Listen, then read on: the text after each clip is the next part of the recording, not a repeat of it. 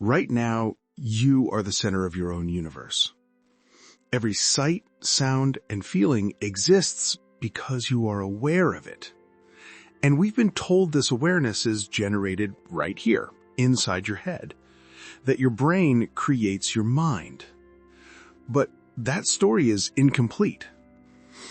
Because the most proven science we have, quantum physics, reveals a universe that doesn't just exist on its own, it responds. The simple act of looking at something changes what it is. This forces a question that changes everything. What if your brain isn't a generator, but a receiver? What if consciousness is a fundamental field of reality, and you are the localized point tuning into it? By the end of this journey, the very feeling of being a self inside a body will transform. We'll start with this solid ground you think you're standing on, and we'll return to it only to discover it was never solid at all. It was quantum. The act of looking creates reality. Think about the world around you. That screen you're looking at, the chair you're sitting in. It's all just there, right? It exists completely independently of you. You're just the observer, looking out at a finished reality. That's the world we think we live in. It's comfortable. It makes sense. But what if that sense is an illusion? And to see past it, we have to look at the very fabric of that reality. At a scale so small, the rules of our everyday world simply break down. Let's leave the solid world for a moment and step into a quantum one.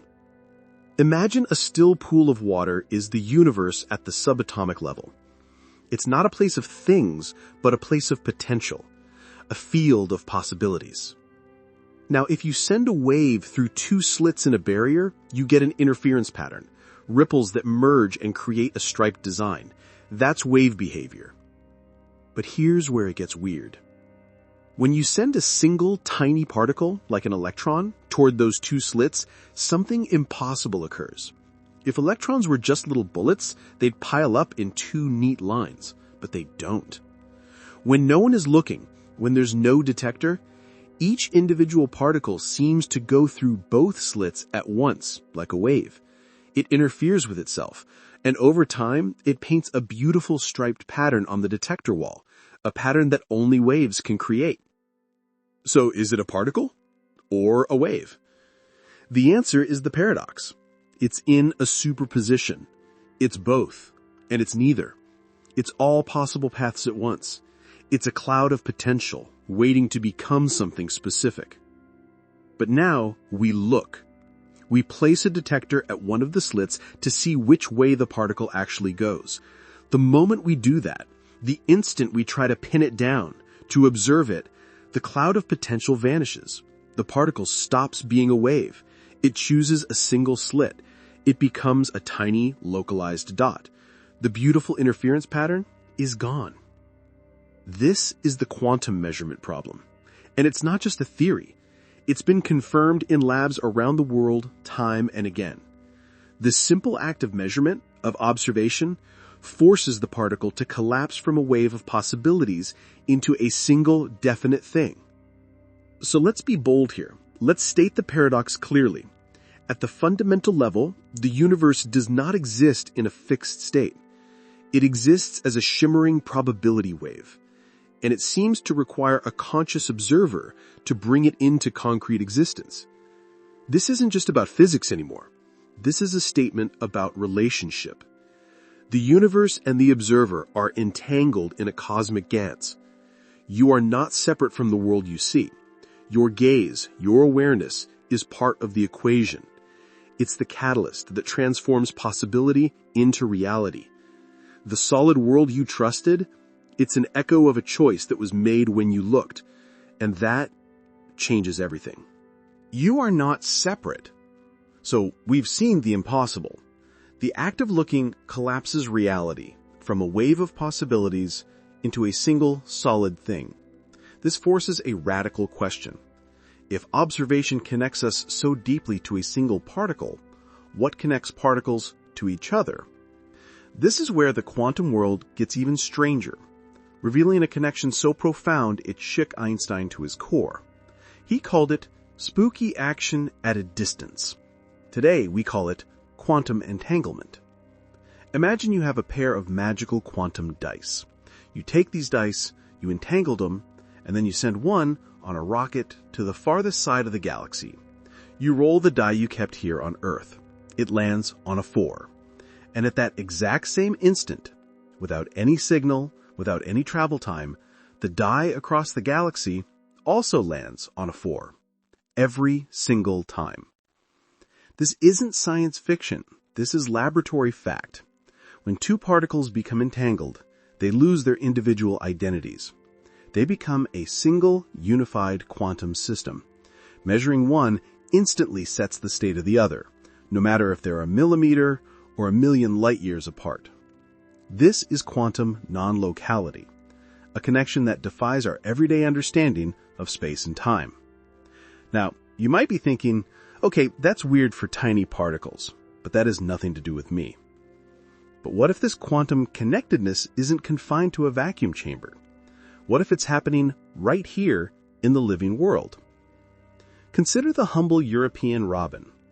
Every year, this tiny bird migrates thousands of miles with pinpoint accuracy. How? Scientists believe they use a quantum compass. Inside their eyes, a protein called cryptochrome is thought to host entangled electron pairs.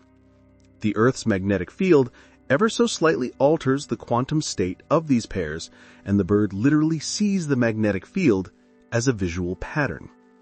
They are navigating the planet using a quantum sense. Or look at photosynthesis.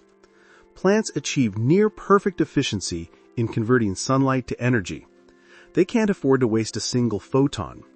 Research suggests they use quantum coherence, a wave-like state where energy samples all possible paths through the cellular machinery simultaneously, finding the most efficient route in an instant. Life isn't just using chemistry. It's harnessing quantum physics to survive. So let's take the quantum leap. If a bird can be entangled with the planet's magnetic field, if a plant can use quantum waves to feed itself, what does that say about us? The separateness you feel, the sense that your consciousness is locked inside your skull, isolated from the world and from others, might be the most convincing illusion of all. Quantum entanglement suggests that at the most fundamental level, the universe is not a collection of separate objects. It is a deeply interconnected web. The particles in your brain, the air you breathe, the screen in front of you, all are emerging from this unified quantum field. This changes the question from, am I connected, to, what is myself but a temporary concentrated knot in this infinite quantum web? The boundary between you and the universe is not a solid wall. It's a permeable membrane, humming with a constant silent exchange of quantum information. You are not a drop in the ocean. You are the entire ocean dropped into a single, temporary point of view. A new model for the brain. So we've arrived at a breathtaking view. The universe is a responsive, interconnected quantum field, and our observation plays a role in shaping it. But this creates a monumental puzzle. If consciousness is this fundamental, what is the brain actually for? The standard story is that the brain is a computer. It crunches data, and consciousness is the software that emerges from its complex wiring. But this runs into what philosophers call the hard problem. Why should any amount of data processing create a subjective experience? Why do we feel the deep blue of the sky, the sting of loss, the warmth of love? A computer simulating digestion doesn't get hungry. What if we have it backwards? What if the brain isn't the generator of consciousness, but its receiver? Think of your brain like a radio. The radio doesn't create the symphony you hear. It receives a broadcast signal from the airwaves and translates it into sound.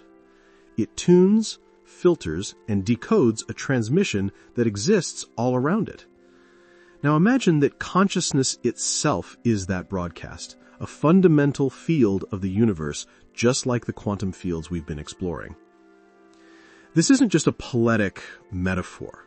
It's a hypothesis with a potential physical mechanism rooted in quantum biology.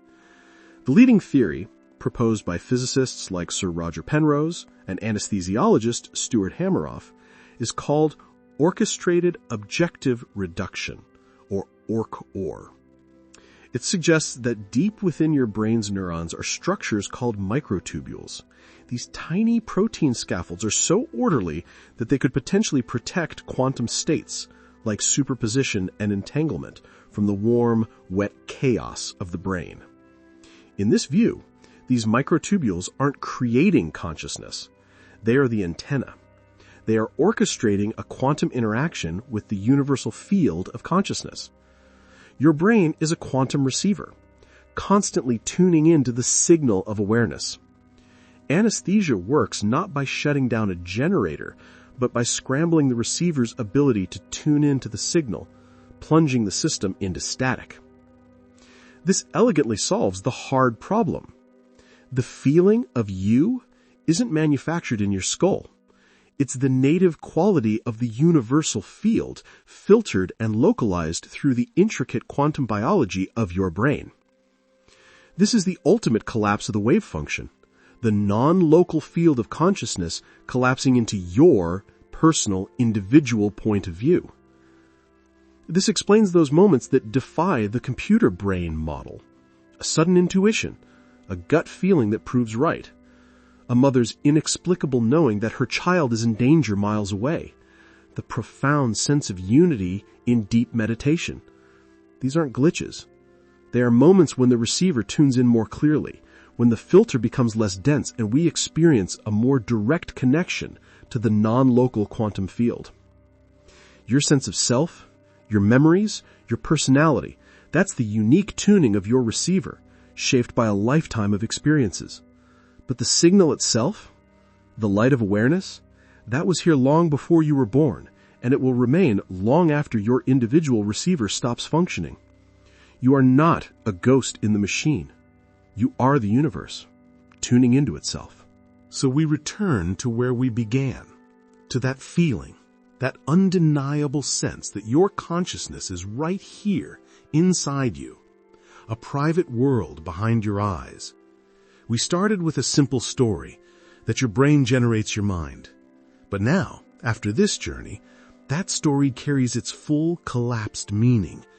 The brain isn't a generator, it's a receiver, a sophisticated quantum instrument, fine-tuned by evolution, to translate the universal field of consciousness into your personal experience. This changes everything.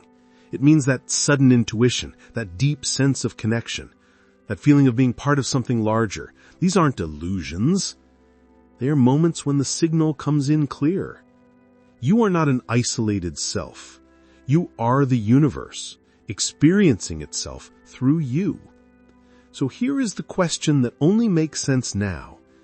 If you are how the universe pays attention to itself, what will you choose to notice? This is just the first loop. The entanglement goes much deeper into memory, time, and the very nature of reality itself. If you're ready to continue collapsing old assumptions, subscribe. Join our community of entangled thinkers. We have more quantum loops waiting for you. Until then, remember, you are not just in the universe is in you.